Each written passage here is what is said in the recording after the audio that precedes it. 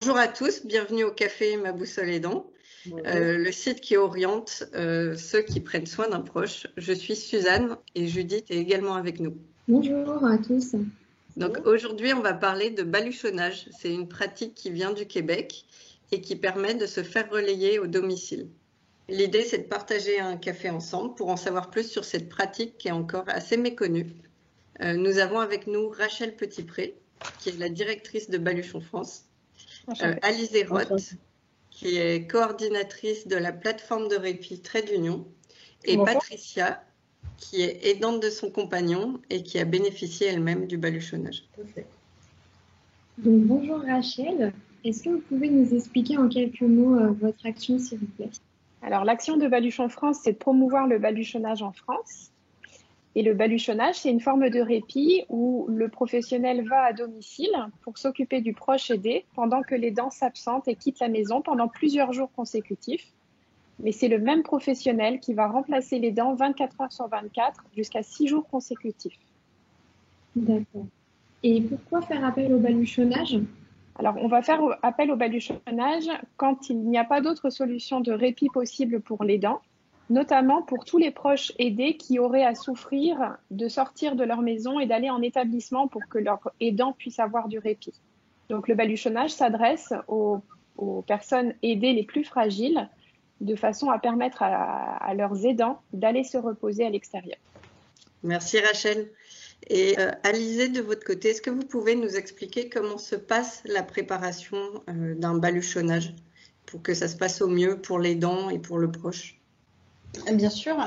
Alors, pour préparer une période de baluchonnage, je crois qu'on a reçu finalement une demande de baluchonnage, donc qui se fait effectivement entre 12 et 3 mois avant la période souhaitée de baluchonnage. On organise une visite à domicile de la personne qu'on va accompagner. L'objectif de cette visite, c'est de recueillir un maximum d'informations à la fois sur la personne qu'on va accompagner, son environnement, ses habitudes de vie, bien sûr, parce que finalement, cette visite à domicile représente le moment où on va essayer de reconnaître au mieux la personne à accompagner. L'objectif de cette visite à domicile, c'est aussi, avec toutes les informations recueillies, toujours dans la préparation du baluchonnage, pour la planification du baluchonnage, de pouvoir proposer cette période de baluchonnage, si elle est possible, bien sûr, à un des professionnels de notre équipe, pour que les profils à la fois du professionnel qui va intervenir et de la personne qu'on va accompagner, pouvoir au mieux s'entendre à la fois sur des appétences particulières, sur des activités qui vont être proposées, et puis aussi par rapport à certains types, par rapport au profil de la personne qu'on va accompagner. Donc ça, c'est l'étape de planification qu'on fait. Lors de cette étape de planification, on a aussi souvent des relations avec les services d'aide à domicile qui interviennent déjà au domicile, qui restent toujours en place pendant une période de baluchonnage pour garder toujours, l'objectif, c'est de garder les habitudes de vie de la personne qu'on accompagne. Donc voilà pour cette période de planification. Ensuite, l'étape suivante, il y a une présentation du baluchonneur. Alors ici, dans notre service, entre 10 jours et une semaine avant la période de baluchonnage, la baluchonneuse, on n'a que des femmes chez nous, mais prend contact avec l'aidant de la personne à accompagner, évidemment à la fois pour se présenter et puis revoir ensemble les derniers petits éléments pratico-pratiques pour bien voir que tout le baluchonnage est prêt à être fait. Du coup, l'étape suivante, on est vraiment sur le baluchonnage en lui-même. Donc, pendant lequel, effectivement, une baluchonneuse est à domicile de la personne accompagnée pendant que son aidant quitte le domicile, comme Rachel l'a dit. Pendant cette période de baluchonnage, la baluchonneuse, les professionnels, rédigent, alors c'est à la fois pendant et puis après, un journal d'accompagnement qui permet de pouvoir expliquer après à l'aidant à la fois ce qui a été fait pendant le baluchonnage, voilà, des éléments évidemment positifs, des ressentis positifs, aussi négatifs, ça arrive bien sûr. Et puis aussi, ce journal d'accompagnement permet de pouvoir donner quelques pistes, quelques clés éventuellement d'accompagnement dans l'objectif d'améliorer la relation entre l'aidant et l'aidé après le baluchonnage, bien sûr. Et une fois le baluchonnage terminé, donc il y a un suivi. Donc ce suivi consiste à la fois en la transmission du journal d'accompagnement, un contact entre donc moi en tant que coordinatrice et puis l'aidant pour avoir un retour sur la période de baluchonnage. Et puis on a un petit questionnaire d'évaluation de la prestation, voilà, qui nous permet aussi nous d'ajuster notre activité. Donc voilà le processus de baluchonnage. Donc c'est quelque chose d'assez long parce qu'il y a alors à la fois de la préparation, mais ce temps permet aussi à la personne aidante et puis à son proche voilà, d'intégrer aussi le baluchonnage, parce que je me permets de le dire ici, mais c'est effectivement pas forcément, c'est pas anodin de laisser évidemment à la fois son proche, mais aussi son environnement. Voilà, on laisse quand même son environnement à quelqu'un qu'on ne connaît pas. Voilà. Très bien. Merci. Donc, on voit que c'est beaucoup de préparation et que c'est pas du tout improvisé. Et ça doit sûrement contribuer au fait que ça se passe bien. Et ça doit être rassurant aussi pour les aidants, j'imagine.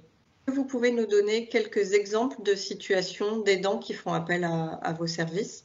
Une des conditions du baluchonnage, effectivement, c'est que l'aidant quitte le domicile. Donc, il peut quitter le domicile pour plusieurs raisons. On parle de répit, hein, mais voilà, répit, ça peut bien sûr être partir en vacances. Ça arrive régulièrement. Il y a aussi des aidants qui ont juste besoin de souffler sans forcément partir très loin, qui vont chez un proche, un autre proche, pas très loin, un ami, voilà. Mais sortir de l'environnement habituel et de j'ai envie de dire un peu la routine habituelle pour prendre un peu de recul sur tout ça.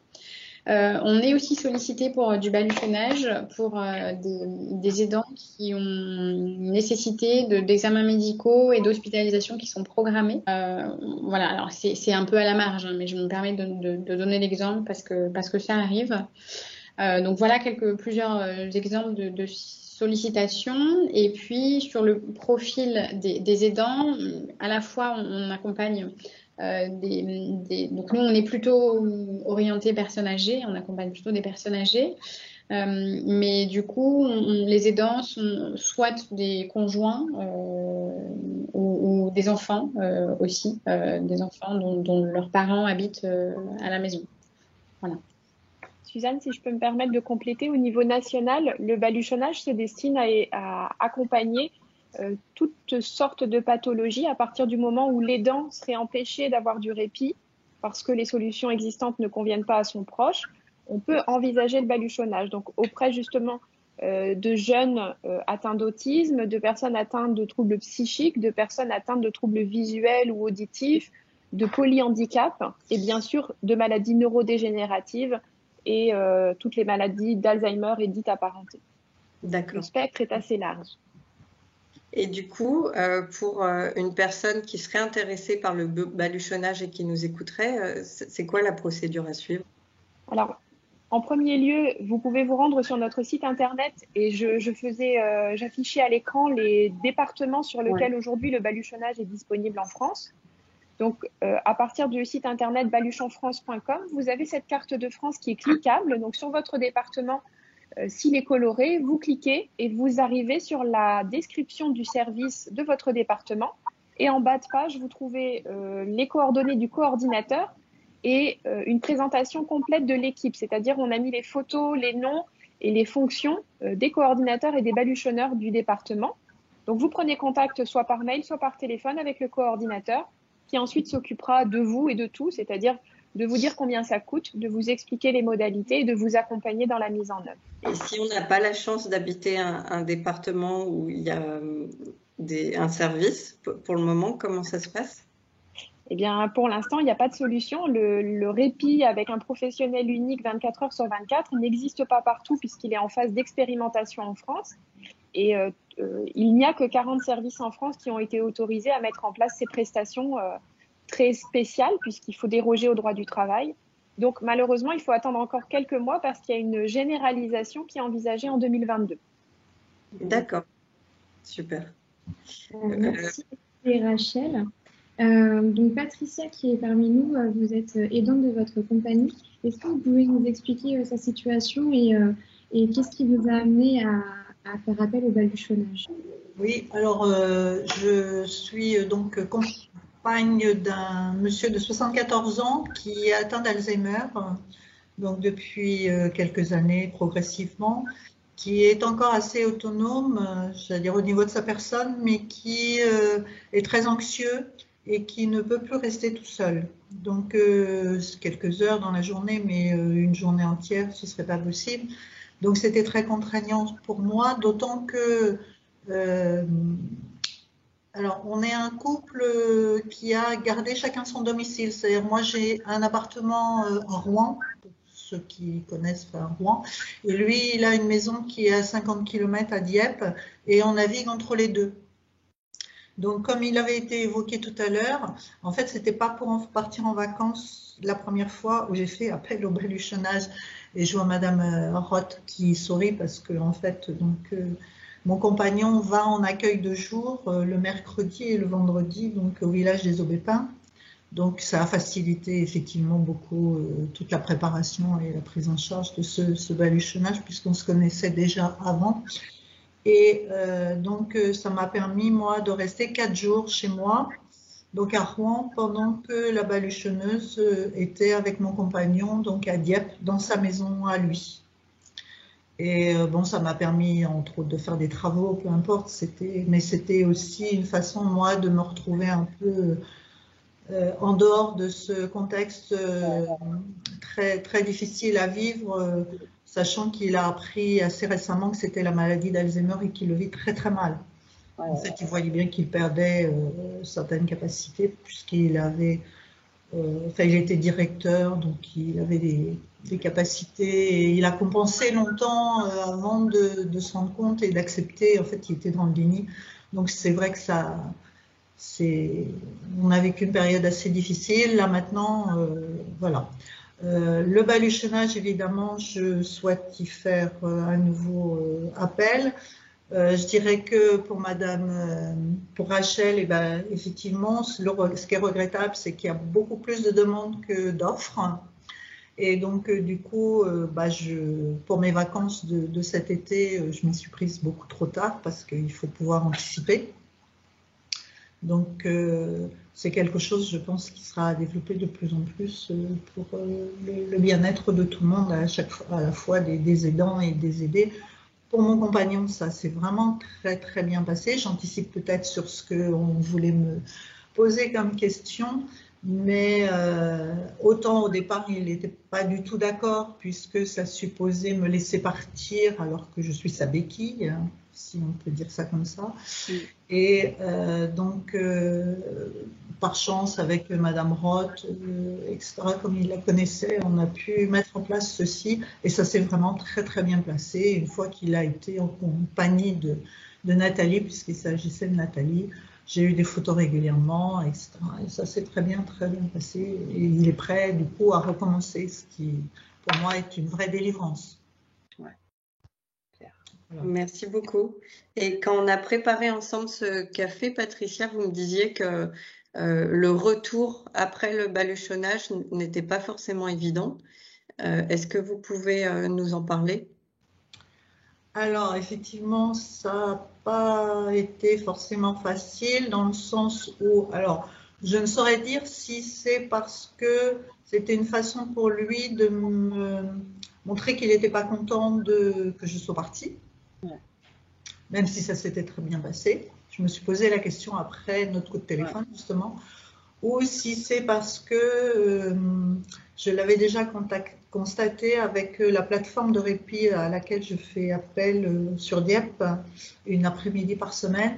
Ce sont des gens, effectivement, qui vont, j'allais dire brosser, excusez-moi l'expression, brosser dans le sens du poil, la personne avec qui ils sont et donc qui vont faire ce qu'ils ont envie de faire, vont pas chercher à les contrarier, vont être toujours dans l'écoute et l'attention, ce qu'on ne peut pas faire forcément quand on revient. C'est-à-dire qu'on au quotidien, c'est très difficile d'être à 100%. On a même l'impression qu'il faudrait être à 200% parfois prêt, parce qu'il faut trouver les lunettes, il faut trouver la casquette, il faut trouver le téléphone, il faut répondre dans l'immédiateté à n'importe quelle demande. Et c'est assez lourd, en fait. Et donc, c'est vrai que je ne sais pas si c'est moi, ma période de réadaptation, ou si c'est parce que, je vous disais, je suis partie, donc quelque part il n'est pas content, ou si c'est parce qu'il a pris l'habitude pendant 4-5 jours que tout soit fait pour lui, en fait. Voilà. Rachel et Alizé, est-ce que c'est un retour que vous avez déjà eu et comment on peut faire en sorte que la réadaptation se passe au mieux? Je me permets, effectivement, c'est vrai que ce que dit Madame Victor sur le fait que les retours sont souvent difficiles, et c'est très juste ce que vous disiez, c'est-à-dire que j'entends souvent après que l'aidant se dit il a dû m'en vouloir et du coup il me fait un peu la vie dure depuis que je suis rentrée. Et c'est alors. Bon, je n'en connais pas les causes, les raisons, mais c'est vrai que les professionnels, en tout cas pendant le baluchonnage, sont là pour accompagner la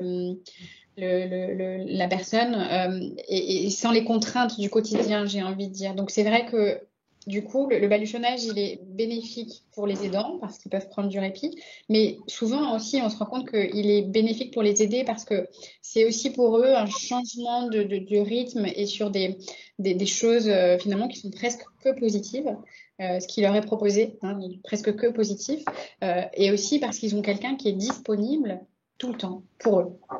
Donc c'est vrai que ce changement peut être, ce retour un petit peu au quotidien et à la routine peut être vécu de manière un petit peu difficile. Mais est-ce que ça correspond pas peut-être juste au sentiment qu'on peut avoir quand on revient de vacances, on a passé des bonnes vacances et du coup le retour dans une routine Bien sûr. un peu difficile. C'est le retour à la réalité qui fait aussi se rendre compte à quel point on est aidant et quelle énergie, quel temps ça nous prend quand on a goûté un petit peu à la liberté, au calme et à l'absence de contraintes et de responsabilités. Il y a une charge mentale et très grande qui s'est allégée et qu'on retrouve au retour. Donc ça, il faut l'accompagner. Effectivement, les aidants doivent être soutenus dans leur retour, mais ça peut être aussi l'occasion finalement d'une prise de conscience qu'au quotidien, on peut peut-être avoir un peu plus de soutien pour bénéficier encore des bénéfices du baluchonnage, au-delà du baluchonnage lui-même.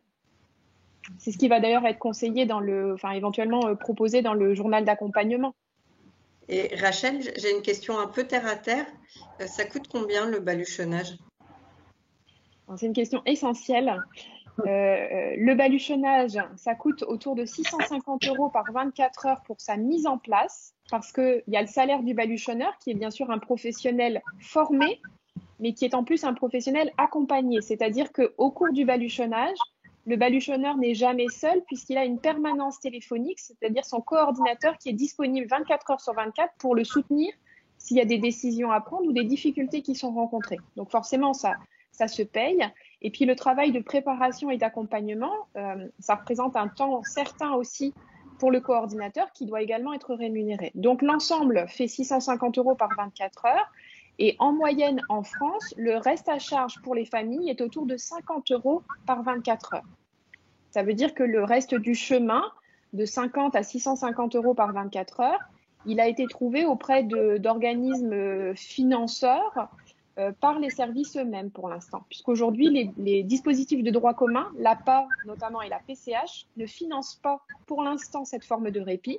Ça pourrait venir par la suite et notamment en 2022. Donc pour l'instant, les services ont trouvé des subventions qui permettent de réduire le reste à charge. Et ce qui fait souvent peur aux familles, c'est les démarches que ça implique. Du coup, est-ce qu'elles sont accompagnées sur ces aspects? Oui, complètement. Les démarches sont faites par le coordinateur avec l'aidant. Et dans le baluchonnage, finalement, à part la recherche de financement qui peut nécessiter un dossier pour lequel il y aura un soutien, le reste de la démarche est vraiment porté par le coordinateur. C'est le coordinateur qui se déplace à domicile, qui fait le travail d'évaluation et de mesure du risque, qui va trouver le baluchonneur qui va accepter ce baluchonnage, qui va faire le travail de coordination avec les services en place. Donc, on essaye bien sûr de faire le plus possible pour que le départ de l'aidant ne se fasse ni dans le stress, ni dans le surmenage. D'ailleurs, on ne demande pas à l'aidant, par exemple, de préparer les repas d'avance ou d'avoir briqué son logement de fond en comble. C'est comme au McDo, venez comme vous êtes. On a des nouvelles personnes qui sont arrivées pour nous rejoindre sur ce café Ma boussole aidant. N'hésitez pas à poser des questions, que ce soit Rachel, Alizée ou Patricia. Est-ce que vous avez des questions? Non, je trouve très clair les explications, très simples et très claires. Gladys, est-ce que vous avez l'impression que c'est des solutions qui peuvent intéresser les aidants que vous accompagnez? Certainement. Alors pour l'instant, voilà, moi j'ai pas encore de famille, mais nous sommes 3 assistants au projet Parcours de vie sur le 87, et j'ai donc une collègue qui est déjà, voilà, parce que nous on est fraîchement diplômés et fraîchement sur le dispositif, donc la montée en charge va venir. Mais la collègue qui est déjà en poste depuis 3 ans, effectivement, voilà, c'est certainement, suivant les situations et les demandes des familles, je pense que, aidant, hein, bien sûr, je pense qu'effectivement, ça peut être super intéressant. Enfin, c'est le droit au répit, enfin voilà, c'est important. Et justement, le témoignage de Madame Victor, enfin oui, c'est touchant. Enfin voilà, c'est important. C'est primordial, je pense. Mais certainement avec tout un lot de culpabilité, de difficulté, de plein de choses. Et effectivement, c'est important. Après, comme vous dites, hein, de ce que j'ai compris, c'est le retour où il faut, voilà, être là aussi pour soutenir l'aidant à reprendre petit à petit, voilà, son rôle. Le baluchonnage a vocation bien sûr à proposer du répit, mais aussi à proposer de l'accompagnement de l'aidant.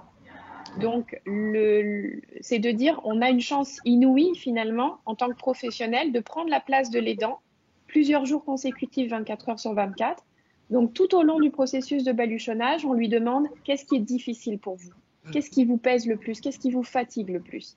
Une fois rendu dans le baluchonnage, on porte une attention toute particulière à ces points de difficulté. Au fil des jours, on élabore des stratégies et dans le journal d'accompagnement, le baluchonneur va transmettre sa compréhension des situations et des conseils, des stratégies ou tout au moins du soutien à l'aidant en disant « je vous comprends, je peux comprendre que ce soit difficile, j'ai pris votre place, j'ai vécu ce que vous vivez dans vos meubles et dans vos murs, ce qui compte beaucoup pour la compréhension des choses.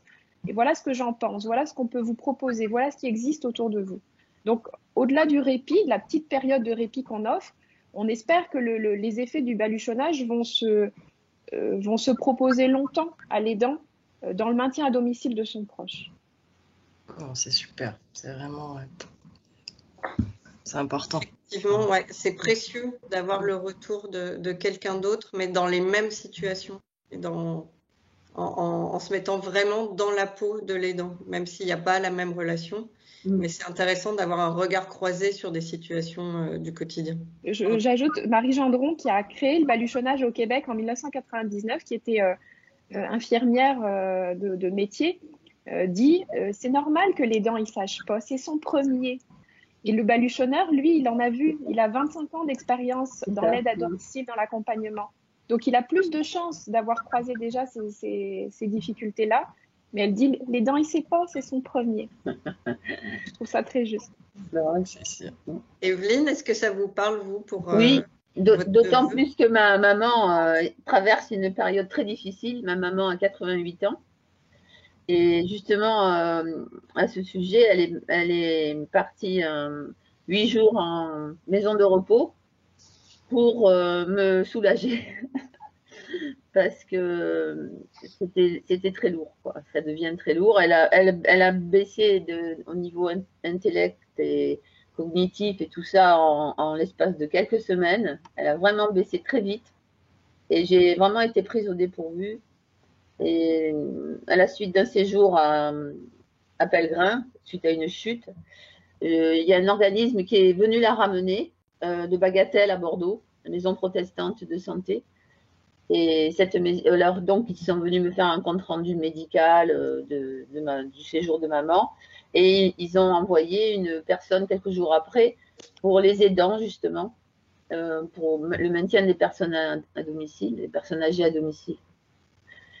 Et donc, c'est grâce à, ça s'appelle Via Trajectoire. Je ne sais pas si vous avez entendu parler.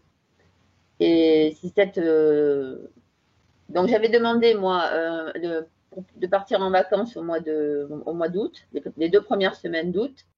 Et il s'était engagé à trouver un logement, enfin un espace pour maman, une maison pour maman. Et là, ça s'est dégradé encore la semaine dernière, là, il y a 15 jours. Et j'ai envoyé un petit mail à la personne que j'avais rencontrée en lui disant que je ne savais pas si j'allais pouvoir tenir jusqu'à fin juillet. Et le lendemain, j'ai eu un coup de téléphone d'une maison de repos, enfin de la maison de repos de Bagatelle, qui m'a annoncé qu'il pouvait prendre maman du 22 au 30. Et ça me fait des petites vacances, quoi. Parce que c'est vrai que, surtout quand ça va très vite comme ça, moi j'ai été vraiment prise au dépourvu parce que bon, j'avais déjà remarqué qu'elle avait quelques problèmes de mémoire, etc. Mais là, elle voit des choses qui n'existent pas. Elle me parle de sa mère. Enfin, j'étais un peu, elle fait plus aucun effort pour s'habiller, pour quoi que ce soit. Donc ça va très très vite. J'ai vraiment l'impression qu'elle a baissé les bras complètement. Donc, je ne sais pas si vraiment le baluchonnage est adapté à ma situation. Pour maman, je parle. Je pense pas. Je pense pas. Mais c'est très intéressant de toute façon de connaître des expériences. Enfin, je vois qu'il se passe des choses quand même à ce niveau-là pour les aidants, parce que c'est vrai qu'il y a pas longtemps qu'on en parle beaucoup, et je crois qu'il y a des choses à faire. Le baluchonnage, c'est très très constructif comme démarche. Et moi, Evelyne, je connaissais votre situation d'aidante d'un jeune avec un trouble du spectre de l'autisme. Oui. Est-ce que ça pourrait être adapté à sa situation? Moi, j'avais pas. En fait, je pensais savoir ce que c'était le baluchonnage, mais c'est pas du. Moi, je pensais que c'était l'inverse. Je pensais que c'était la personne. J'avais pas compris exactement que ça s'adressait vraiment aux personnes âgées. Je pensais que c'était le contraire, que c'était les personnes qui allaient chez d'autres personnes. Et là, je vois que c'est un aidant qui vient à domicile. Donc, mais Rachel a bien précisé que c'est pour tous les agents. Oui, oui, bien sûr. Oui. Mais pour ce qui est de mon neveu, je ne sais pas si c'est vraiment adapté à. Parce qu'en fait, c'est vrai que c'est une charge. Bon, William, un enfant autiste, bon, mais en même temps, je trouve que c'est moins lourd quand même qu'une personne âgée alitée, personnellement. Ou une personne âgée qui perd carrément ses fonctions cognitives. Là, ça devient. C'est très très lourd à vivre. D'une part parce que vous avez de l'affection pour elle, vous y êtes attaché, et la voir comme ça, la dégradation de la personne, de même de l'esprit de la personne, moi ça m'a beaucoup troublé, quoi. Ça m'a énormément troublé. Donc c'est épuisant physiquement, nerveusement, affectivement, psychiquement. C'est à plusieurs niveaux vous êtes touché. C'est pour ça que bon, c'est intéressant ce genre de démarche, quoi, parce que c'est vrai que aider une personne comme ça, c'est.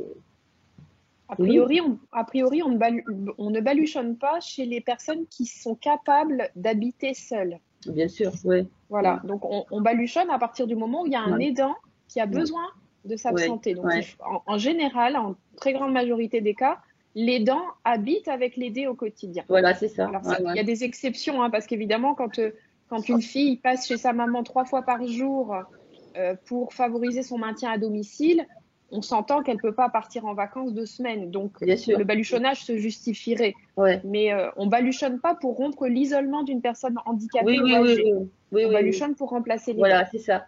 C'est ce que mais j'avais pas bien compris au départ. Je pensais savoir et je ne savais pas, en fait. Donc, maintenant, je sais. Et devenir une ambassadrice. Est-ce qu'on peut revenir sur les ajustements qu'on fait pour le baluchonnage lorsqu'on est dans la situation d'un enfant? J'imagine que c'est pas tout à fait pareil de faire du baluchonnage pour un enfant ou pour un adulte. Est-ce qu'il y a une différence dans l'accompagnement que vous proposez? Alors, ce qui est intéressant, c'est qu'au Québec, le baluchonnage existe encore aujourd'hui exclusivement pour les personnes, les aidants de personnes atteintes de maladie d'Alzheimer. C'est pour ce public qu'il a été créé, et c'est encore aujourd'hui son public largement majoritaire, même s'il commence à s'ouvrir à d'autres pathologies au Québec.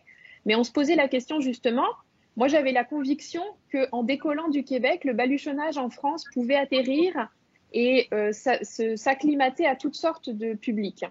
Et effectivement, c'est ce qui se passe, c'est-à-dire qu'en France, ils ont choisi d'ouvrir le baluchonnage à toutes sortes de publics. Et finalement, l'ensemble du processus de préparation du baluchonnage n'a pas besoin d'être transformé si on a affaire à un enfant. Ce qui change, c'est le baluchonneur. Ouais. Le baluchonneur, c'est pas le même si c'est une personne atteinte de maladie d'Alzheimer ou un jeune enfant autiste. Il n'y a que ça. Donc, c'est dans le recrutement des baluchonneurs qu'on recrute des personnes qui ont cette technicité pour les enfants autistes et on recrute par ailleurs des personnes qui ont des compétences pour les maladies d'Alzheimer ou d'autres pathologies. Donc, ce qui change, c'est la compétence et la formation de base du baluchonneur. Mais le reste du principe, il s'adapte à toutes les pathologies. La préparation, les documents, les autorisations, toute cette phase aussi très fine d'acclimatation. Ce qu'on n'a pas dit tout à l'heure, c'est que le jour du baluchonnage, bien qu'on ait tout préparé avant, qu'on se soit rencontrés pendant 1 heure lors de la visite de courtoisie, le jour J, à partir du moment où le baluchonneur arrive, on va passer 3 heures tous ensemble, l'aidant, l'aidé et le baluchonneur. Et c'est seulement au bout de 3 heures, quand tout le monde est bien correct avec la situation, l'aidant, il a envie de partir parce qu'il a tout dit. Le baluchonneur, il a le sentiment que l'aidant peut partir parce qu'il sait tout ce qu'il avait besoin de savoir. Et l'aidé a entendu ce transfert d'informations. Il a entendu que son aidant est tranquille pour partir. Il a entendu que le baluchonneur est tranquille pour prendre le relais. Il peut se sentir tranquille. Il a déjà 3 heures de passer avec le baluchonneur qui, bien sûr, aura fait attention de rentrer en contact avec lui et d'instaurer déjà des petites accroches pour la suite de la relation.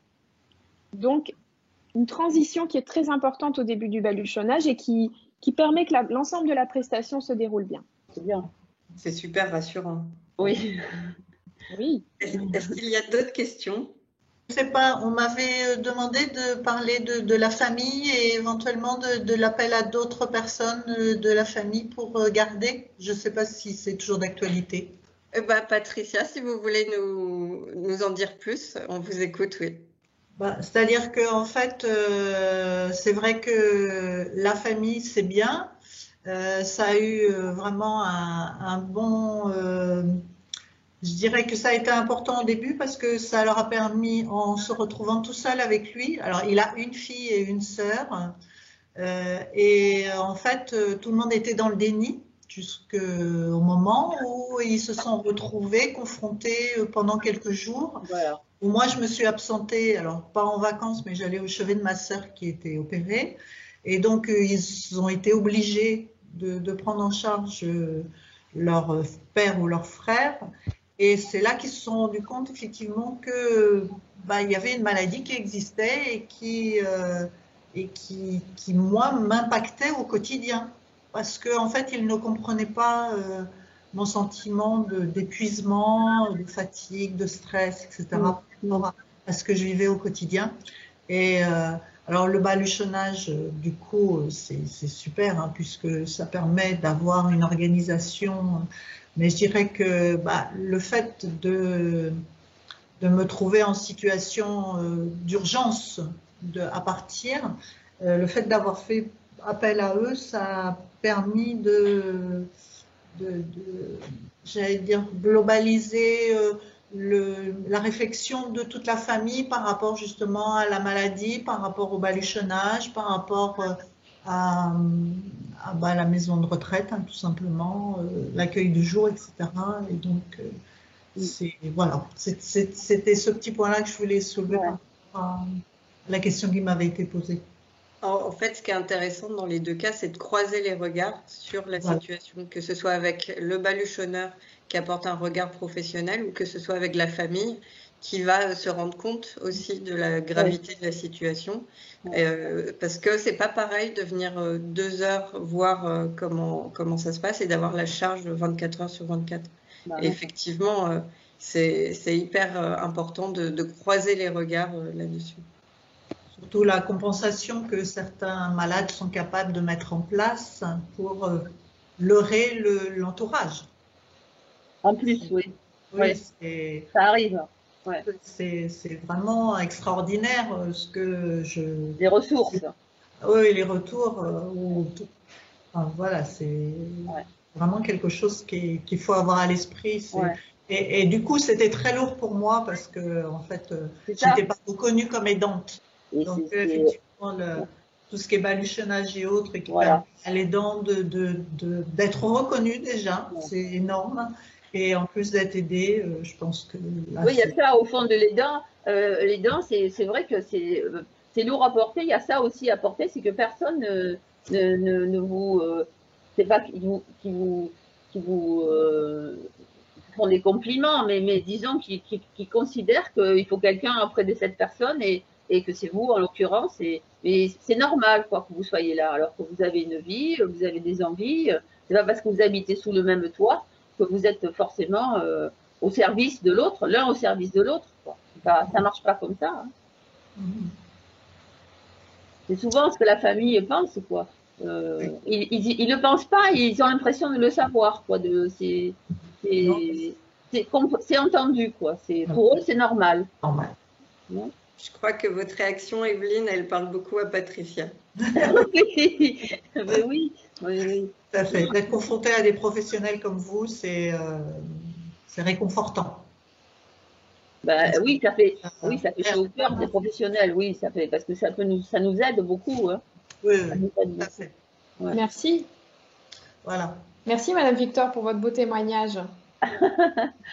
Bah, écoutez, pas de souci. Si ça peut aider d'autres, franchement, c'est même la démarche que je vais entamer auprès de quelqu'un d'autre de mon entourage qui a un proche qui est dans le même cas que mon compagnon et qui se trouve complètement démuni. Donc, je vais pouvoir lui parler de vous, de tout ce qui se met en place. Ça y est, vous êtes déjà ambassadrice.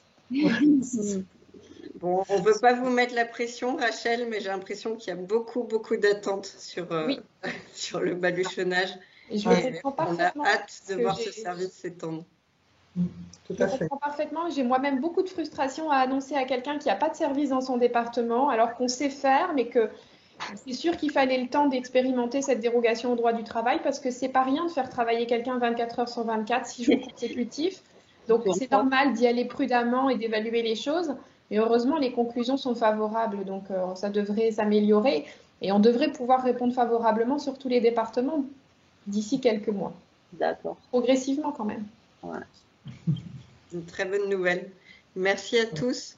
Vous pourrez réécouter ce café Ma boussole aidant. N'hésitez pas à suivre nos actualités en likant la page. Et vous pouvez également consulter le site de Ma boussole aidant pour trouver des solutions pour vous et votre proche. Et consulter également le site de Baluchon France pour trouver une solution près de chez vous. À bientôt.